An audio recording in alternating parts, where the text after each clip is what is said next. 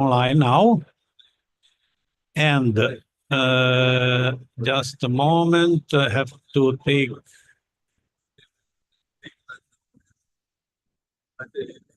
take off the sound here.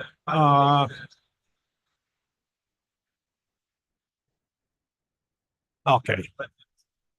Now we are live. So, okay. Good afternoon, everyone. We are live from the SRI booth in IAC 2024 in Milan. Well, this is not only the SRI booth, but is also the booth of the 18 SDG coalition that some partners helped us to have this booth and make this thing possible. So we are here, and today we have Ghanim Al Otaibi. Ghanim Al Otaibi is a professor, an engineer from Kuwait, and he is a member of the SRI board, and he is the manager of a very interesting project called EHTOS. What does it mean, EHTOS? EHTOS means expanding humanity into outer space. It's the program toward the young generation, young students, young researchers, young entrepreneurs also. And now Ghanim will tell us more about this program, what does it mean and what it was so far and what it will be next year. Okay, so Ghanim, the floor is yours. Thank you, Adriano, for this introduction. Of course, EHTOS, the idea of EHTOS actually came because I come from a non-space-faring country. And the question, why to establish a space agency? I am from Kuwait, so why to establish a space agency is fundamental and important to answer, to draft a vision, to understand why we need to go to space. And that's why actually I joined SRI 2 years ago to understand more about concepts, why expanding humanity to outer space and the civilian space development. My background also is about dealing with so many young professional activities and students' activities.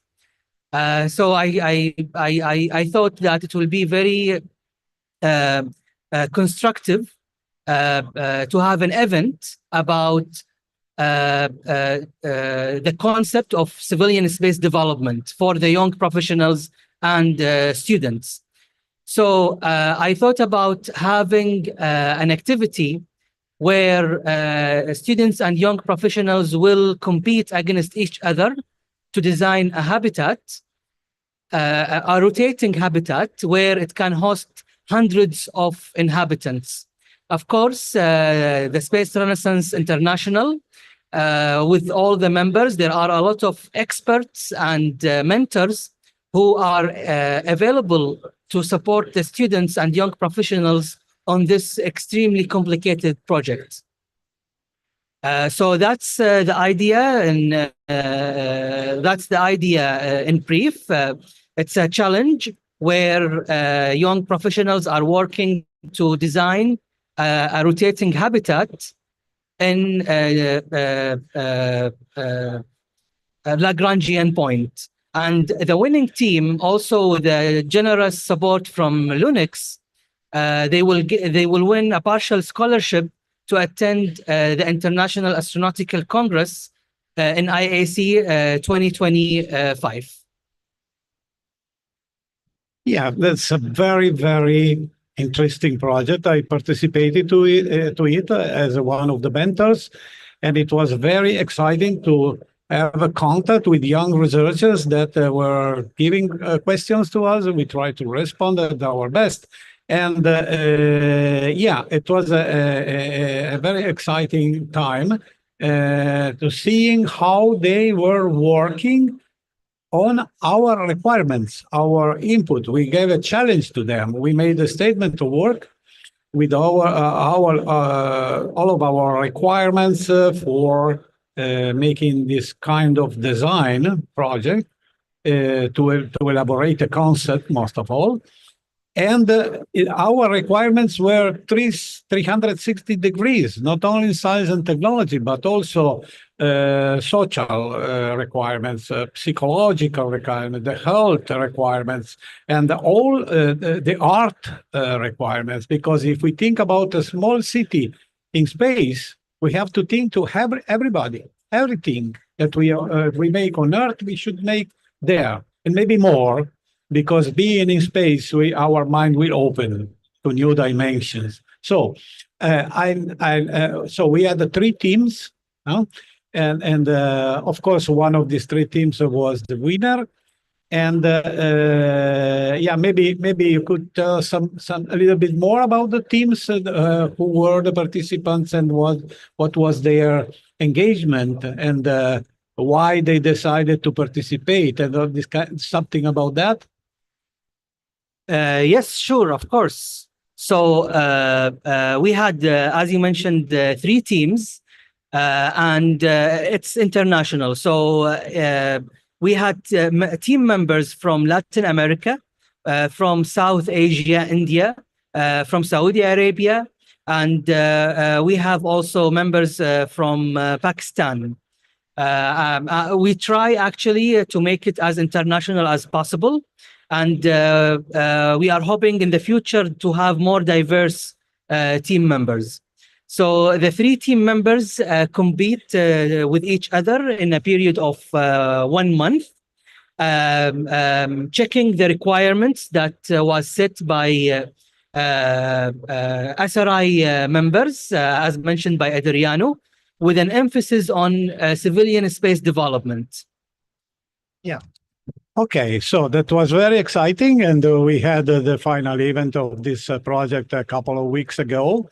So I think we are able to announce the winner now, right? And also maybe to say something what will be the future of this project in next year, and yeah, the follow-up of the current edition, the 2024 edition of the EHTOS program, follow up in 2025, and maybe some hints about what could be EHTOS of next year, a new instance, let me say, of the project. Maybe you'd like to say something about that? Yes. Okay, so yes, I would like to announce the name of the winning team by the end of the talk. But first, let me speak about the future a little bit.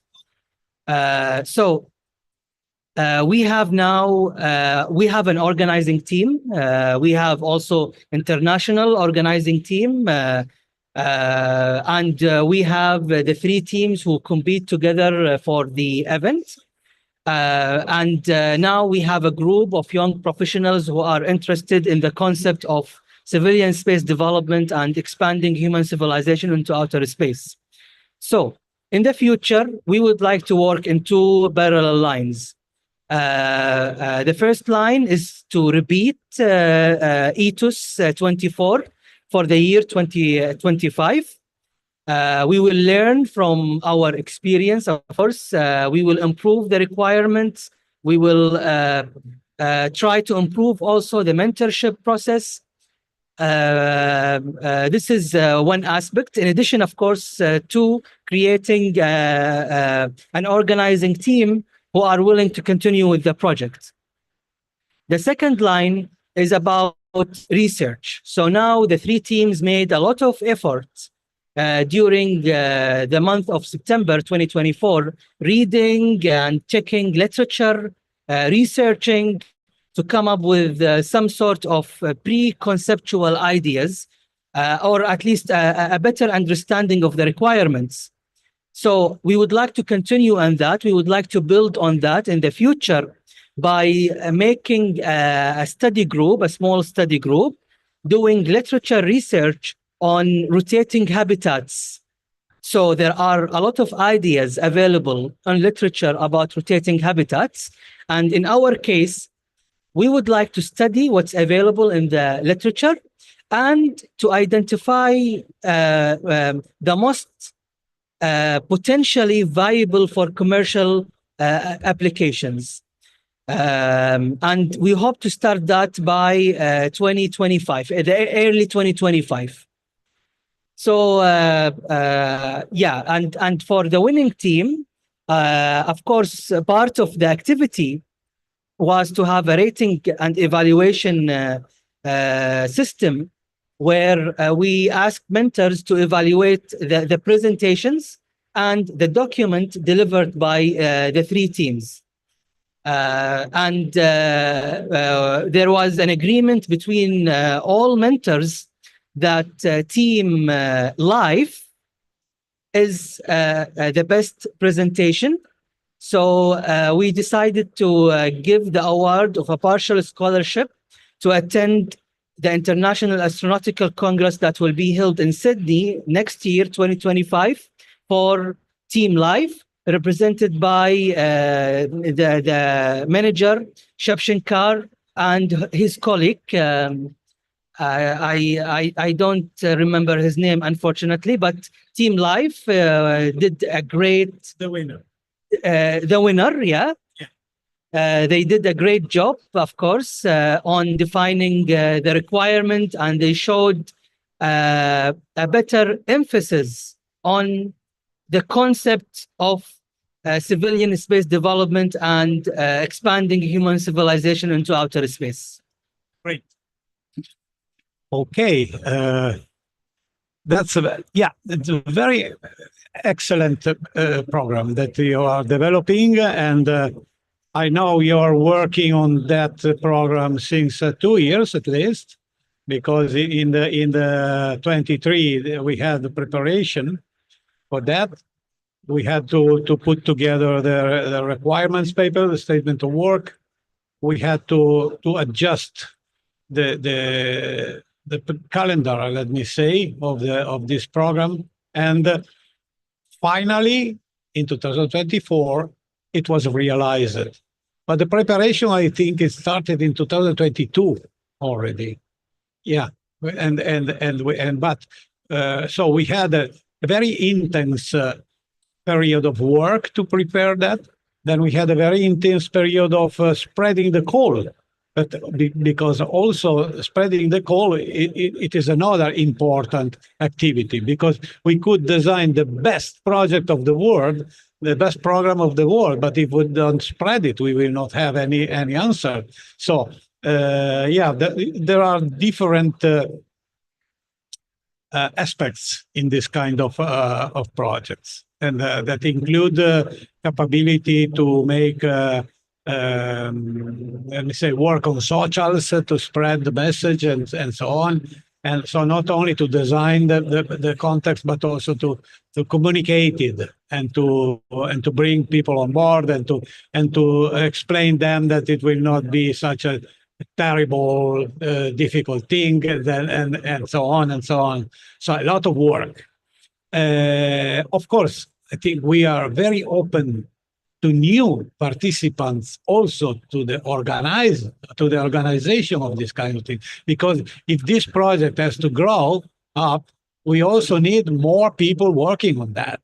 So we also need more members on SRI, because I think SRI demonstrated that it's a very valid organization capable of organizing this kind of contacts. That is what young people want. So yeah, so we have now to capitalize also in terms of membership, what we have done, and keep on working together and building together an important infrastructure to allow young people to enter the space enterprise and to find a work on that, to find a job, to find business opportunities, and so on. Okay, I don't know if you want maybe to elaborate a little bit on that. Yes, sure, of course. So yeah, when I joined SRI in summer 2022. By the end of 2022, I learned that you wanted to create the Towards the Young Generation Committee, And I will be the co-chair, one of the chairs of the committee. So immediately I came up with the idea of EHTOS. I think it's an extremely important way to bring more members to the SRI community, and also to spread the concept of civilian space development. And of course, we started with drafting a proposal in 2022, by the end of 2022 and 2023. The proposal went through a long process of reviewing from SRI board members and experts, and we established a mission statement on that. In a later stage, we designed, we came up with the requirement document, which was also a long document, so that we assure the best mentorship available for the challenge, the participating teams. We organized a series of webinars by the mentors, and all the webinars are actually recorded in our website as part of the mentorship process, so that we have kind of a library for the participants to check the lectures and understand more the concept of the civilian space development.